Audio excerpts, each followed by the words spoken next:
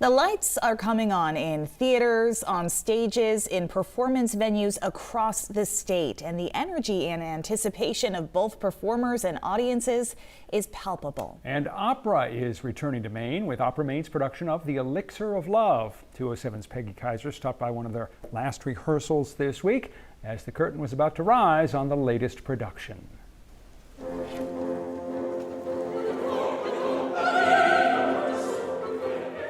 This opera might have been penned nearly 100 years ago, but the themes are universal and current. It's a classic, he loves her, she, I think, loves him, but doesn't know it yet. So it takes another guy to realize that she does love him, kind of thing. So I'm that other guy that's a little bit of the Gaston character in Beauty and the Beast.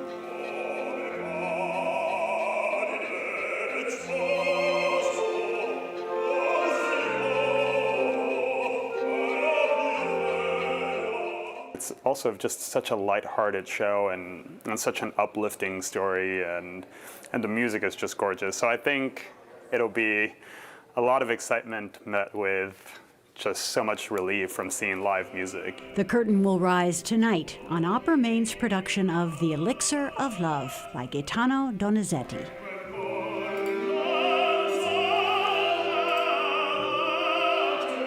You might be watching this and thinking, opera really isn't my cup of tea. Luis Alejandro Orozco suggests that perhaps you haven't really given opera a try. They haven't experienced either the right show, the right performance, the right singer, whatever the case may be for different people. It's always interesting to me to go back to these stories and see these characters that still, the same things that make us laugh, make them laugh. The same things that they struggle with, we're struggling with now as a society, whatever the case may be, the same heartbreak exists now. And I think kind of looking through that window to the past and seeing that as people, we really have not changed much, for better or for worse. And then encapsulating that with just the most epic and gorgeous music that I've ever experienced in my life. The first time I heard an opera, I couldn't comprehend the music aspect of it. It was just amazing.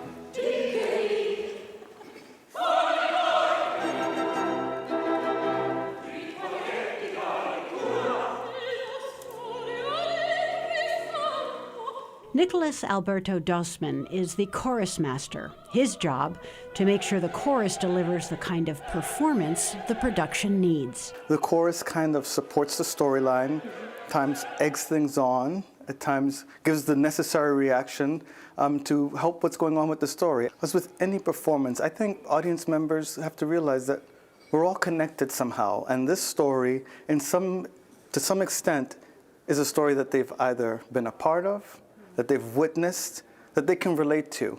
Because I think opera and storytelling is timeless. And although this opera was written a long time ago, I think 21st century audiences can absolutely relate to this kind of story.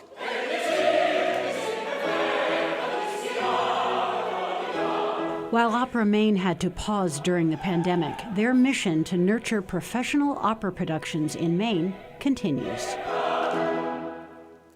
There's a plan always to keep it varied so that we do a comedy, we do a tragedy, we do things that keep us interested and involved. We try to do things that people may not be so aware of.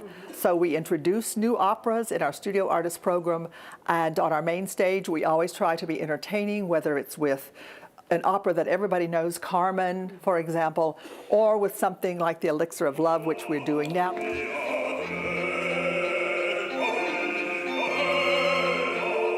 The production has been in the works for months. Opera Maine is a national opera company, so casting for principals happens in New York City.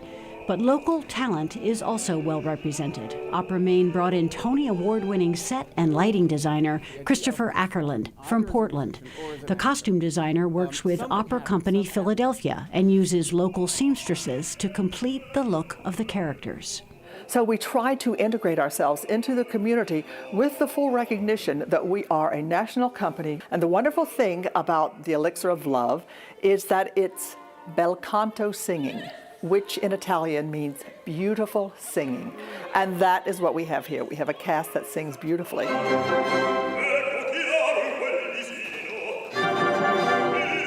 It's like bursting into sunlight after being in a cage.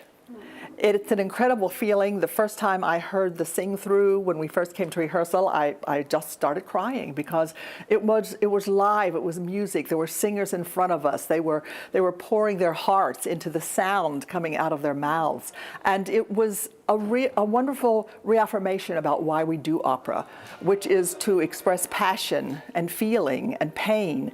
And I always say, opera is for anyone who feels.